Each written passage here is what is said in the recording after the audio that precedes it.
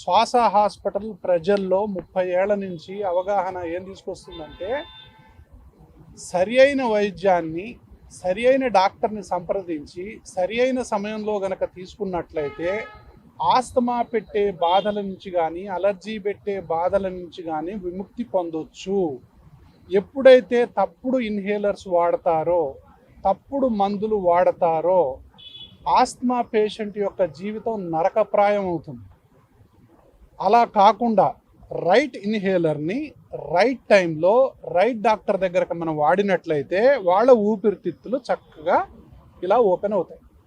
పసిపిల్లల నుంచి మొదలుపెట్టుకొని స్కూల్ పిల్లల నుంచి యువతి యువకుల నుంచి పెద్దల వరకు కూడా ఈ యొక్క ట్రీట్మెంట్ యాంటీ ఇన్ఫ్లమేటరీ అంటే ఐసిఎస్ అంటాం, ఇన్హేల్డ్ కార్టికో స్టీరాయిడ్స్ అనగానే భయపడతారు. ఒక్క ట్యాబ్లెట్ని 1000 ముక్కలు చేస్తే ఒక్క పఫ్ తయారవుతుంది. అంటే 1000 డోస్ తక్కువ ఉంటుంది ఇన్హేలర్.